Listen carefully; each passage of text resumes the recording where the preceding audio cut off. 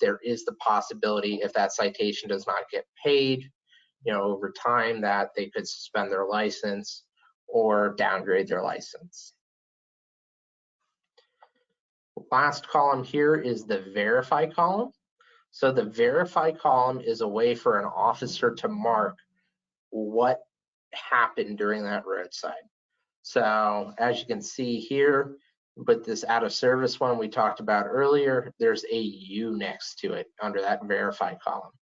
And down here at the bottom, I have the defect verification ID table, and U stands for unknown/unverified. So you can see that if this would have been an A mark, it would be that it was repaired at scene. The officer is noting that that out of service violation was repaired at the scene and witnessed by the officer. And then that would have been satisfied. You can see there are other codes on here. Typically, we don't see many things filled out other than that N or that U. Sometimes we will see the A, but it's critical to be able to understand what exactly it is.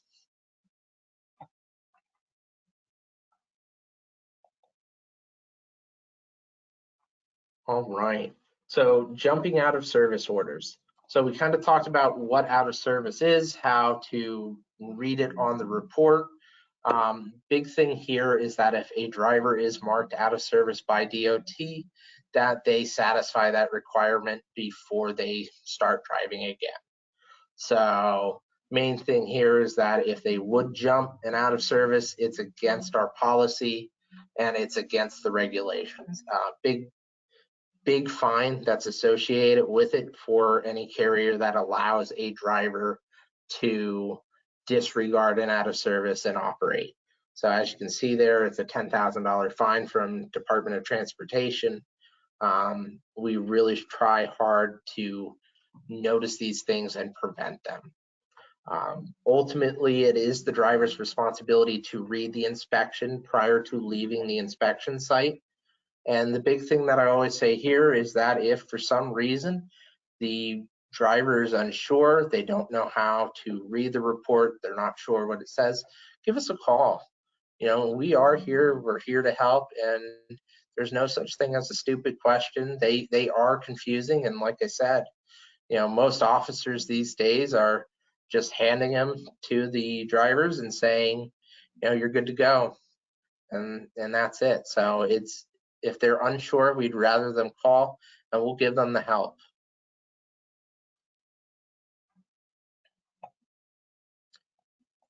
So moving over to driver vehicle inspection reports. So DVIR for short. Main thing is that it's just the pre-trip and post-trip of the vehicle. So when they go in, for most agents, for Evans agents, it's going to be through the OmniTrax program. So that is your ELD provider that we have with the Evans agents. And that's just doing their pre-trip through the system. When they do that, the main thing is that they actually do their pre-trip and check mark off any defects they know. What we are seeing from time to time is that there are a few drivers out there who just click accept. They don't check mark any boxes, any defects, just to kind of get going and moving. Once they get stopped at a roadside, there are some defects that may be noted by an officer, and then at the end of the day, those defects aren't marked on a post-trip or even the day after on a pre-trip. So if that would occur, what you'll most likely see is an email from the roadside group here, reaching out, letting y'all know that, hey, we didn't see anything filled out on the DVIR, asking for the driver to correct the DVIR. The way our Evans system works, we're unable to go back in through OmniTrax to correct it, so we need a paper copy of what was observed and get it correct for our files for audit purposes. I know we have some other agencies under different brands on here. I'm not as familiar with the geotab process, but I believe it's very similar, where you're able to do that pre-trip inspection through your geotab device. Same with the pedigree devices for our great white agents.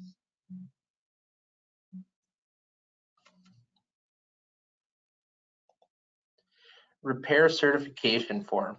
So with any vehicle maintenance violations that we get, what we try to do here is we'll send you a copy of a blank form that looks very similar to the one to the bottom right here, and it kind of just lists out these 3 blank columns, what the violation code was, the explanation of how that violation was repaired or fixed, and the date of the repair.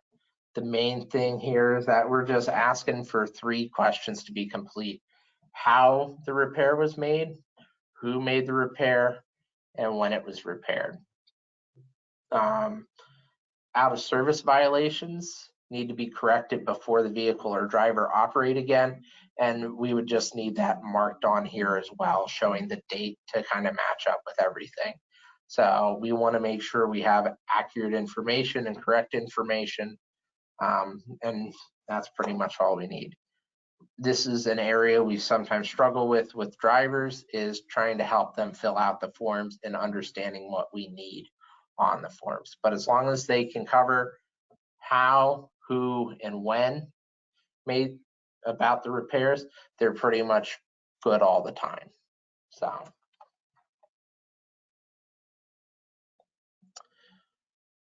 moving on to driver fitness. So what we are seeing as well with these roadsides is we are seeing a little bit of an uptick in our driver fitness violations that we are getting. Typically, they are around a driver who has a need for corrective lenses, and the way the regulations are written is that if a officer comes up to the cab and you have a driver that needs corrective lenses, they took their glasses off, set them up on top of the dash, anything like that, the officer can and sometimes will write them up for not wearing corrective lenses. So the main thing here is that they are keeping their glasses on, complying with those restrictions that are on their license, and they're able to ask the officer before they take those off. So that way they can, make sure the officer sees them wearing their glasses, following their restrictions. As you can see on the screen, there's the DOT examiner's website here. So we also see where drivers who needed restrictive lenses now don't need restrictive lenses. They go and they get LASIK, or their vision gets better, and they just forget to update their DOT exam and their license. All they have to do is go get a new DOT exam, get it to the DMV, and get it registered. Put on their file and get that license, that restriction taken off their license.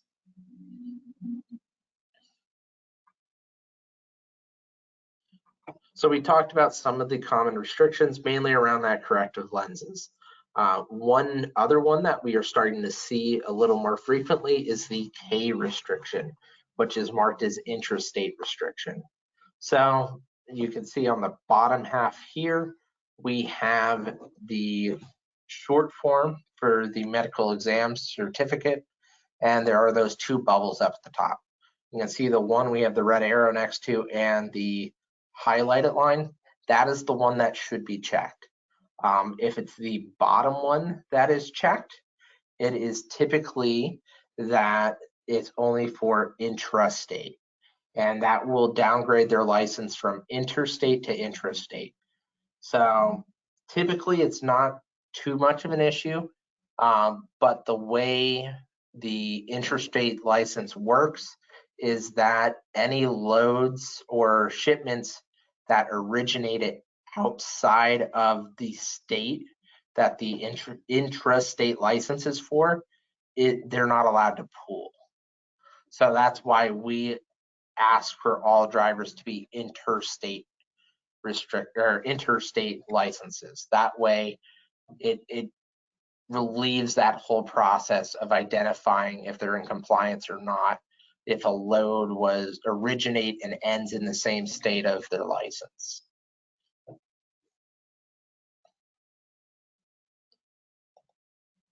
And then last but not least, I have the passenger and pets policy. Pets are prohibited in any vehicle operated or leased. Passengers are permitted under certain conditions.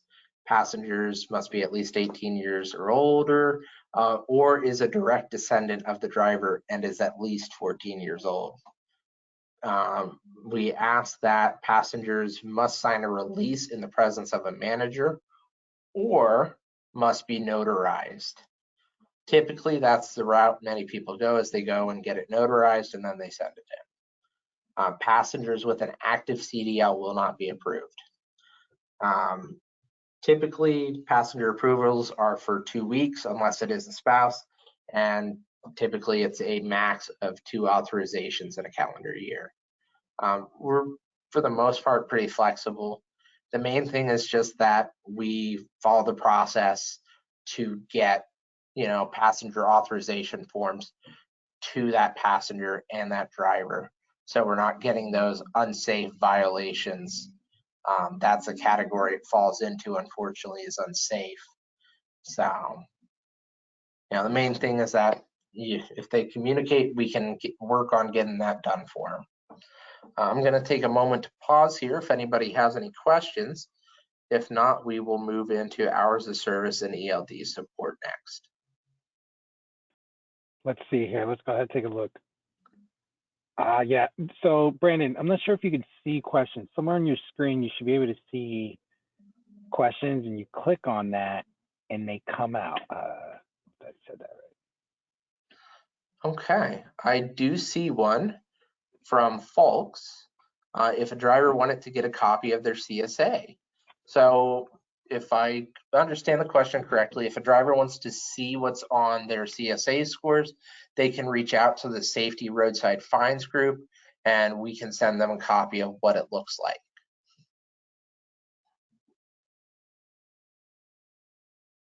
It's a good question though. It's Brandon, important.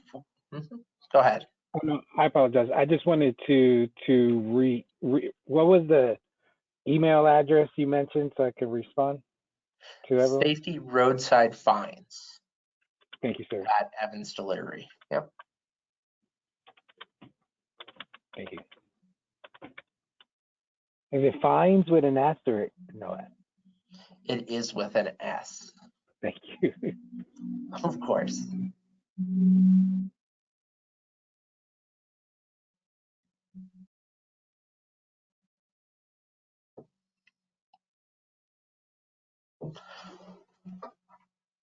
All right.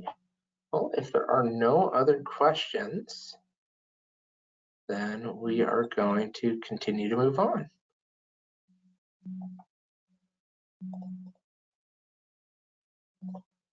All right, so hours of service and ELD support. As we kind of mentioned a little bit earlier, for the Evans agents, it is with OmniTrax. We also have Pedigree for our Great White agents, and we have Geotag for our SunTech agents and Z agents. So you can see on the screen, typically most ELD systems, at least the OmniTrax one that is displayed on the screen here, it's just a little tiny puck, plugs right into the ECM of the truck, and it lays on the dash. Big thing here is you can kind of see it. It's hard to see, but on the front of this box, there's a little window with 2 lights. The regulations say that those lights must be facing the driver to be able to determine whether or not the device is malfunctioning. If it's not facing a driver, it could result in another violation for them in the event of a roadside. Pedigree devices, you don't typically have that issue due to the way they are mounted and they're a bigger device.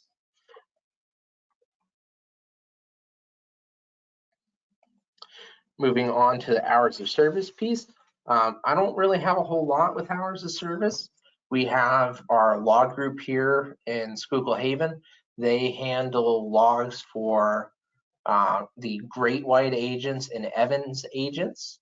And in the near future, my understanding is they will be looking to take on the Suntech agents as well.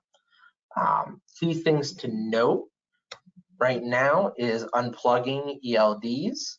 So we are seeing where a driver unplugs their ELD to possibly circumvent, the hours of service. They don't want to show up on the fleet view screen for a little bit, and whatever reason it is.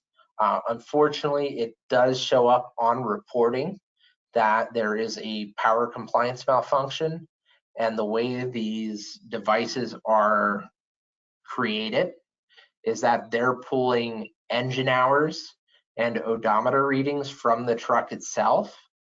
So the way it will show up on the reporting is that it will show a discrepancy between the odometer when it was disconnected and the odometer when it reconnects. So main thing here is that we don't unplug the ELD. If for some reason it does come unplugged, sometimes if it is kicked or it doesn't have a tight connection, it can come out. But just that it's communicated right away, so we can try to help fix and troubleshoot. Intentionally unplugging the ELD is prohibited and cause for cancellation of lease for the driver. So, because it kind of falls under that falsifying of logs, which is our next policy here that we have. Falsifying of logs is subject to the hours of service corrective action policy, also referred to as CAP, and may lead to cancellation of lease. So we have a little bit more, few slides in around falsifying of logs. Hot topic next is personal conveyance, and we have a list of do's and don'ts attached here in the slide as well. That corrective action policy we kind of talked about just a little bit. The log department runs this process, and the way it kind of works is that every driver's logging device keeps track of their hours of service, and if they have a violation, not necessarily on a roadside, but through their logging device, it will create a ticket. Our hours of service team will look at it, see if it's a legitimate violation, and if it is a legitimate violation, they move up to the next tier in the process. Main reason that we have a four-step process is that we are able to train at each step. So we train at the first instance, so that way we can help train and avoid that instance in the future. And we can continue to provide training each step of the way. So if it's not an authentic violation, then we will let the driver know what occurred, what we see, and then we'll also give them tips and tricks how to have it where it doesn't show up again in the future. So falsifying of logs, any time a driver is moving the truck, they must have their logs to back up the truck movement. Otherwise, that is considered falsifying their logs.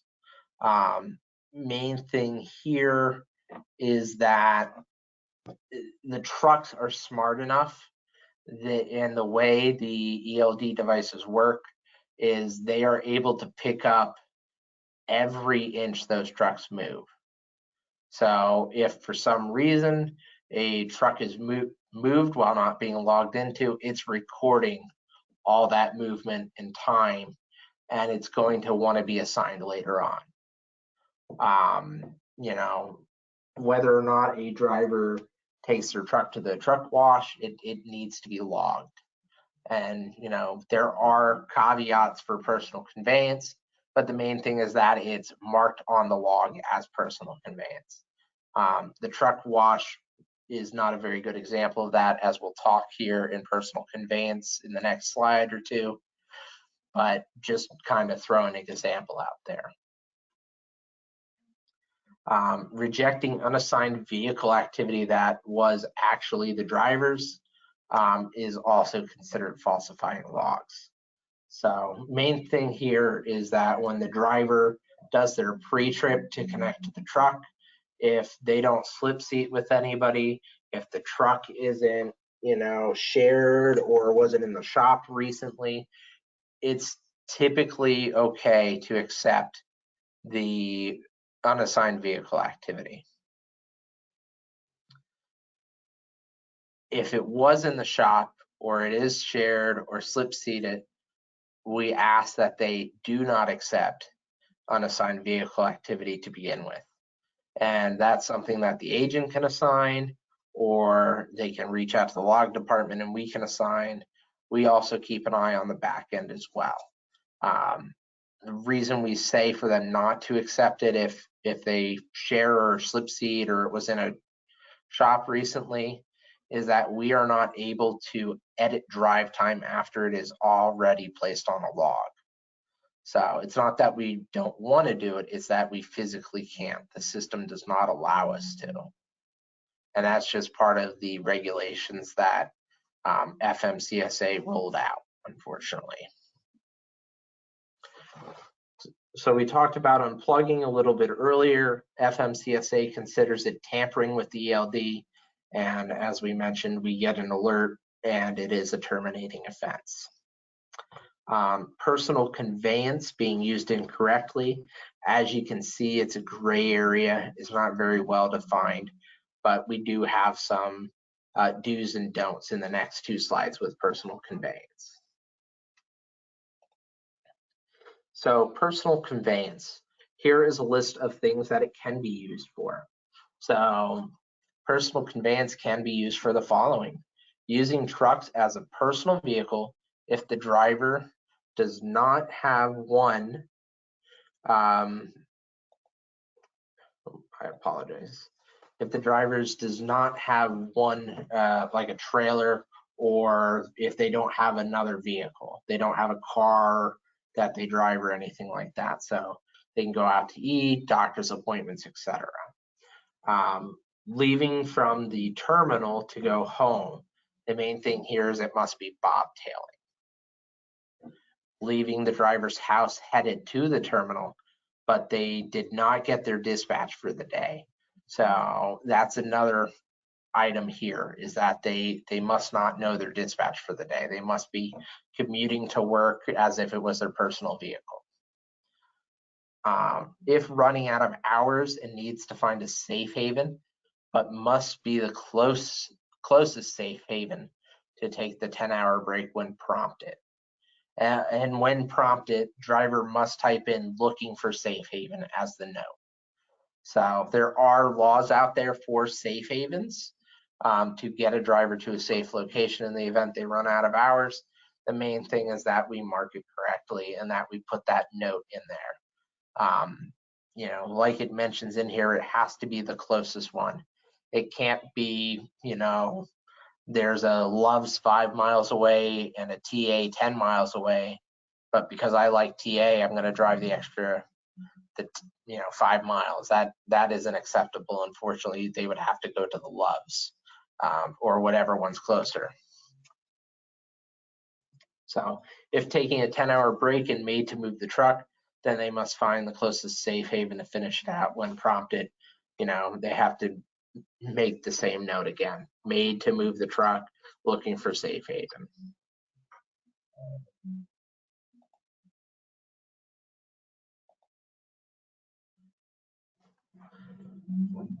Personal conveyance cannot be used for the following and must be on duty / drive time. So getting fuel, that is considered an on-duty activity by regulation, unfortunately. So they would not be able to use personal conveyance to get to a fuel station.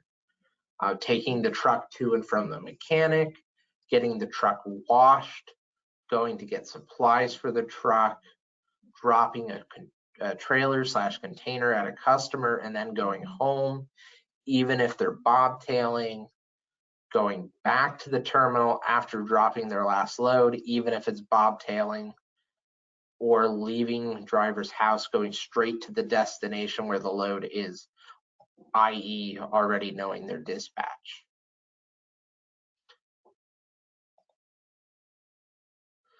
Any questions around personal conveyance at this time?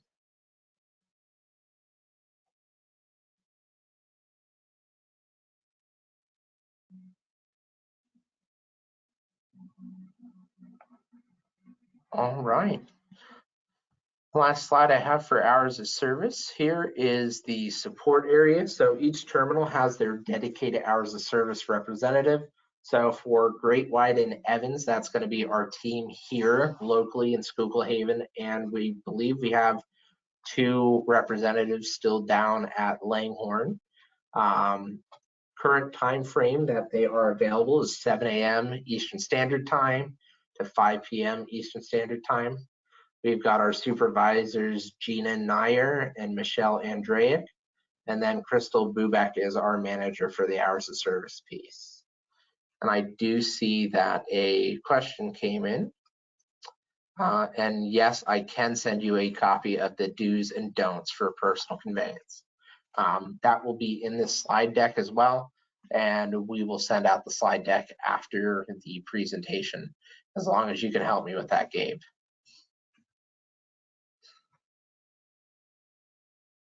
I can definitely help. Sorry, I had to unmute myself. Yeah, I can definitely help send out this presentation to all recipients. We can even put it in a handout if you send it to me before the end of this webinar or at the end of this webinar. I can give it to everybody right now, just FYI. Perfect. I can do that. So we will send over a copy of this right after the webinar. Great. Awesome. All right, so then for our last section, we have our driver and tractor programs. So Smith System course. So our field safety team is all Smith System certified. It is a absolutely wonderful course, in my opinion. It is one of the very few nationally recognized system of driving out there, and it is utilized by many top companies across the United States. Big thing here is it's no cost to the drivers. We provide that at no cost. You know, the only thing that they have to do is show up to the location that we're holding it, and then we will train them through Smith System. Typically, it's around a 2 to 4 hour day. You know, field safety is very good about providing breakfast or lunch or whatever time frame of the day the appropriate meal. Why people should go through Smith System. It can save the drivers money on their personal vehicle insurance, and it helps give them a defined system of driving. So as you can see here, I posted the 5 keys for Smith System, and it is the whole concept of Smith System is around space and distance, giving the driver time to react to a situation, as time is our most valuable asset out there and the biggest thing that can help us avoid an accident. So highly recommend it. If you would like to get any of your drivers enrolled, or you would like to have your whole terminal enrolled, you know, please reach out to myself or Robert Lane and we'll get you set up. Tractor program. So we have the tire program. So this is at TA, Love's, Southern Tire Mart, any Goodyear dealer, Continental dealer. The drivers must be with Evans or an agency within the Evans network of companies for more than 30 days. The way it kind of works is that if a driver needs to order tires, it really should be submitted by the agent, as approval is going to be asked for from the agent for the order. As you can see here, I have the email there, that's safetytrucktire@evansdelivery.com, and that's who you would reach out to kind of start the process of ordering those tires. Fuel Book. Fuel Book is our fuel discount partner.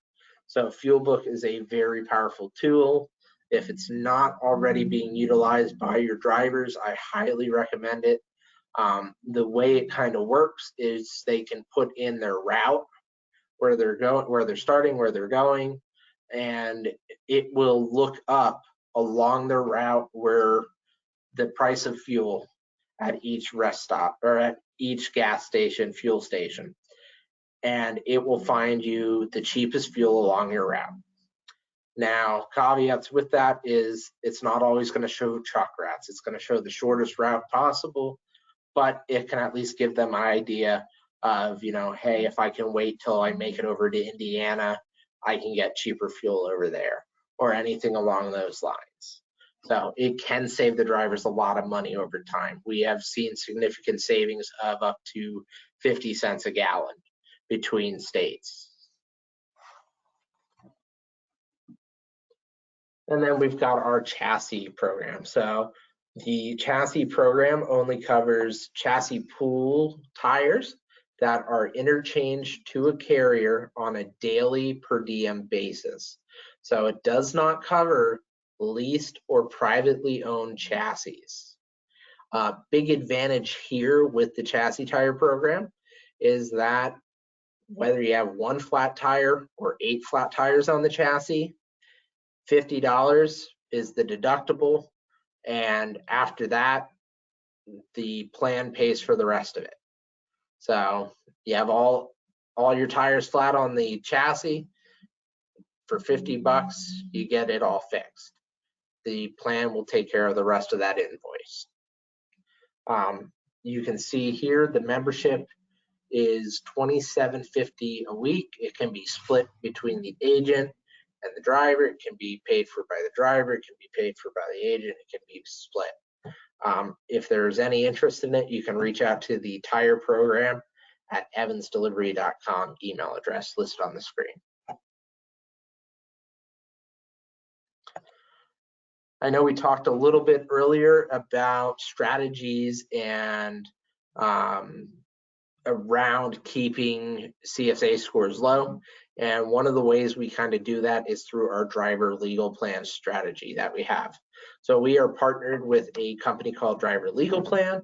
And what they do is for $2.98 a week per driver, which the driver has to enroll when they onboard, it gives them access to a membership pricing for representation on citations. So they get one of those roadsides, they get a citation associated with it.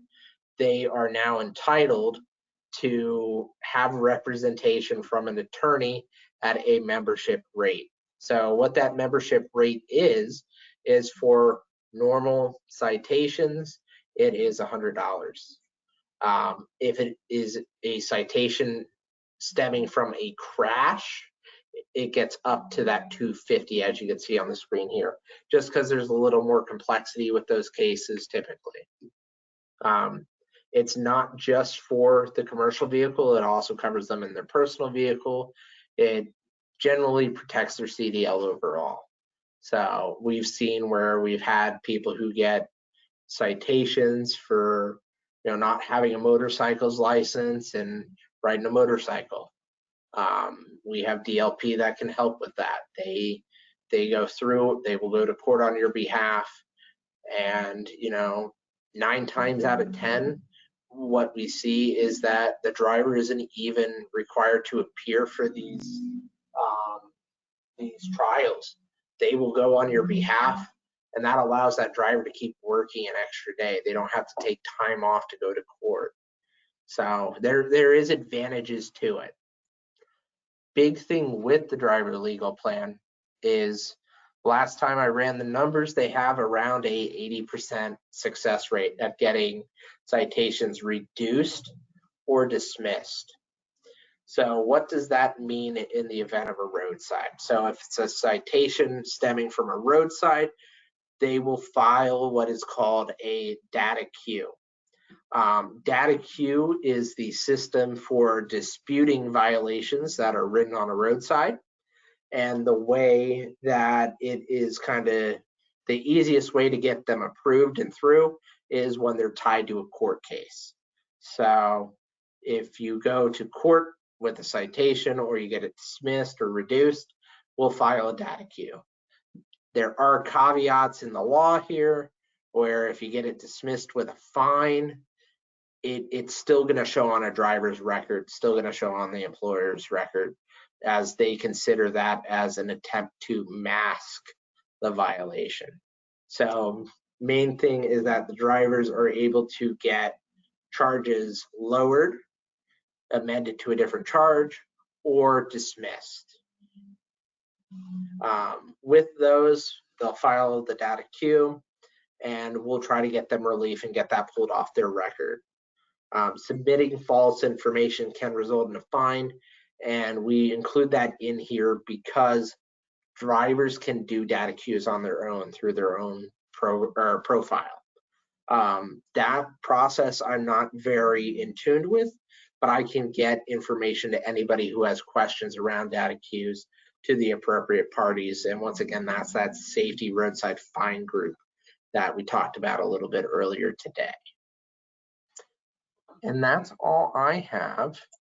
We've got about 10 minutes left for questions. Does anybody have any questions that I can answer? I see one just came in. Situation, driver was 40 minutes from terminal, had a blowout and was waiting on roadside. He logged out as he only had 40 minutes to drive. Driver then went on to personal conveyance. Is this correct? So it all kind of depends. We would have to go back and look at our do's and don'ts for personal conveyance. So it looks like he's going back to the terminal. Now I'm assuming it's after he dropped his last load. Unfortunately, it would sound like that wouldn't be an applicable use for personal conveyance. Now, there are other exemptions out there that could possibly be used, but we would have to kind of go through and troubleshoot that one by one.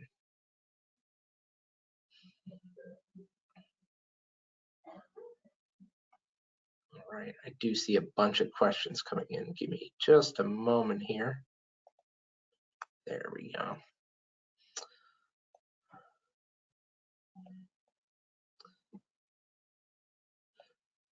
All right. Is there a limit to how many level 1 corrective action program a driver can have before being terminated? So it is a 4-step process. And the way it kind of works is each time they have a legitimate violation, we let it up to the person who is working on the queue to determine whether or not to bump them up another level. So the shortest answer would be 4, but it could be more than that. Typically, the way it works is they're pretty, I wouldn't say lenient, but they're pretty understanding of, you know, sometimes it's not a very egregious thing. It's a new issue where they went over their time for 1 second or something along those lines. It's not great, but you know, we can train and move on and go from there. So, but that is a great question.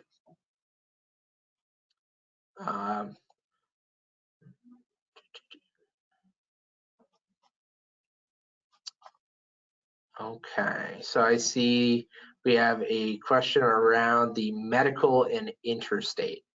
Yes. So going back to our medicals, what we see typically is there are intrastate restrictions that can be placed on a license. So sometimes when the drivers go to renew their license or they go to their medical examiner, they'll ask them if they ever leave the state of Georgia.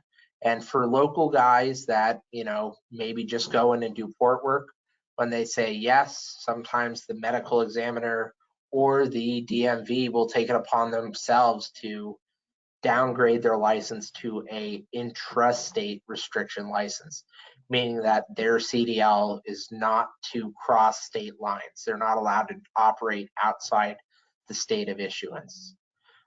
With that, part of the regulations out there is that they're not able to transport loads that originated or are destined for outside of that state of issuance. So if they have a Georgia intrastate license, they would not be able to touch any loads that came in through the port, through containers or anything like that, unless it originated in Georgia. And for some reason, they just sent it into the port. I hope that kind of helps. Yep, not a problem. Great questions. Any other questions? There was, never mind. Cameron's offline. Never mind. So Cameron asked, is there a limit on how many level 1 caps a driver is allowed before, then did they? Oh, before being terminated. Okay, I had to click on it. Is there a limit on how many level 1 caps a driver is allowed before being terminated? Yep. So that was what I was discussing earlier, where we kind of have that leniency. It's kind of up to however the person working the queue kind of interprets everything. So typically for guys who go over by, a minute over their 11-hour drive time, it's not great, but we can train and we can kind of go around that. Are we looking to move a guy up who went over by 1 minute and it's the first time they had an incident? Not necessarily, no. We'll have a conversation around it. We'll keep them at whatever level they're at and we'll move on. Now, if it's a continual thing that we have issues with, it's a continual offender, that's when they start moving up through that corrective action process. But to give you a more defined answer, the very least number of levels is 4. So after 4 incidences is the lowest amount of incidents that we allow. So we can allow more, but 4 is the minimum. Okay. Is there a number that a driver can call for after hours if unsure of personal conveyance usage? So currently we do not have a number for after hours, but we will provide this list of do's and don'ts through the PowerPoint here at the end. But that is a great suggestion, and I'll take that back to my leadership team and see if that's something that we can look to implement.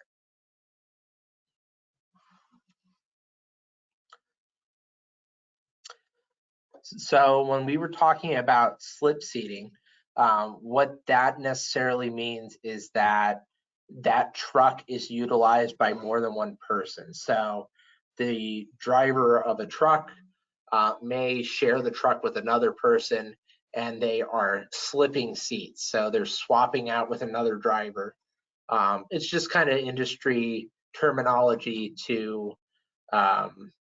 associate that there's another driver who might use that vehicle.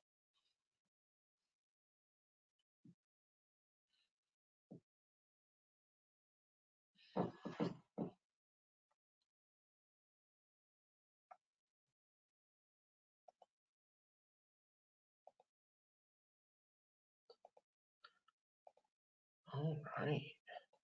I do not see any other questions at this time. I want to thank you all for attending. Thank you for your prompt attention. We will get this PowerPoint sent out to all of you. If you ever have any questions, please do not hesitate to reach out. You guys are what help make us safe as a company. And, we want to be your partner in that as well, helping keeping your guys coming home safe every day in the same way that they came to work. Just. Thank you so much, Brandon, for taking that opportunity and the time out your day going over the webinar. We really appreciate it. Brandon, just send the email to me and we'll work together in getting it, the PowerPoint. Send the PowerPoint over. We'll work together in getting it sent out to everyone who has registered. Guys, you should look for that soon. Thank you. Perfect. Thank you. Coming your way, Gabe. Thanks, everyone. Have a good day. Thanks, Marcela. Bye, folks. See y'all.